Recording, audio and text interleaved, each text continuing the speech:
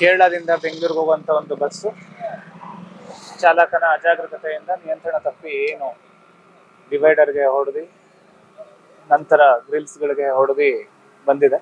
ಅದರಲ್ಲಿ ಸುಮಾರು 4 ಜನ ಸಾವನ್ನಪ್ಪಿದ್ದಾರೆ. 2 ಸ್ಥಳದಲ್ಲಿ ಮೃತಪಟ್ಟಿದ್ದಾರೆ, ಇನ್ನಿಬ್ರು ಹಾಸ್ಪಿಟಲ್ ತೀರ್ಕೊಂಡಿದ್ದಾರೆ. ಇನ್ನು 3 ಜನಕ್ಕೆ ಸಣ್ಣ ಪುಟ್ಟ ಗಾಯಗಳಾಗಿದೆ, ಅವರೆಲ್ಲ ಔಟ್ ಆಫ್ ಡೇಂಜರ್ ಇದ್ದಾರೆ. ಇಮಿಡಿಯೇಟ್ ಆಗಿ ನಾವುಗಳು ಬಂದು ಏನು ರಸ್ತೆ ಇತ್ತು ಅದನ್ನ ಸೈಡ್ಗೆ ಬಸ್ ಅನ್ನ ಮಾಡಿ ಸುಗಮ ಸಂಚಾರಕ್ಕೆ ಅನುವು ಮಾಡಿಕೊಟ್ಟಿದ್ದೀವಿ. ಇದು ಕಂಪ್ಲೀಟ್ಲಿ ಚಾಲಕನ ಅಜಾಗರೂಕತೆಯಿಂದ ಆಗಿರೋದ್ರಿಂದ ಮುಂದಿನ ತನಿಖೆಯನ್ನು ನಾವು ಮುಂದುವರಿಸ್ತೀವಿ. ಸ್ಲೀಪರ್ ಕೋಚ್ ಏನ್ ಬುಕಿಂಗ್ ಮಾಡ್ಕೊಂಡು ಬಂದಿದ್ದಾರೆ ಅವರೆಲ್ಲರೂ ಕ್ಷೇಮವಾಗಿದ್ದಾರೆ, ಅವ್ರಿಗೇನು ಆಗಿಲ್ಲ. ಈ ದಾರಿ ಮಧ್ಯದಲ್ಲಿ ಏನು ಪಿಕಪ್ ಮಾಡ್ಕೊಂಡು ಬಂದಿರೋಂತಹ ವ್ಯಕ್ತಿಗಳನ್ನ ಡ್ರೈವರ್ ಪಕ್ಕನೆ ಕೂರ್ಸ್ಕೊಂಡಿರ್ತಾರೆ, ಅವ್ರಿಗೆ ಮಾರಣಾಂತಿಕ ಗಾಯವಾಗಿ ಅವರು ಮೃತಪಟ್ಟಿದ್ದಾರೆ.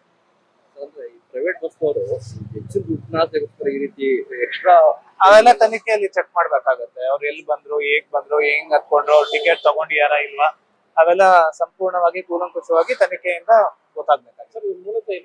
ಇವರೆಲ್ಲ ಕೇರಳ ಅಣ್ಣ ನೈಟ್ 4 ಗಂಟೆ 4:10 ಆಗಿತ್ತು. ಆ ಟೈಮಲ್ಲಿ ತಡೆಗೋಡೆಯಿಂದ ಏಟಾಗಿ ಬಸ್ಸು ರೋಡ್ಗೆ ಬಂದಿದೆ ಅಷ್ಟೇ. ಇಲ್ಲಾಂದ್ರೆ ಎಲ್ಲ ಹೋಗಿದ್ರೆ ಸುಮಾರು ಮನೆಗಳು ಹೋಗ್ಬೇಕಾಗಿತ್ತು. ರೈಟ್ ಕೆಳ್ಕೊಂಡ್ಲಾಗಿ ಸ್ವಲ್ಪ ಸೇಫ್ ಆಗೋ ಅಷ್ಟೇ. ಏನಾಗಿದೆ?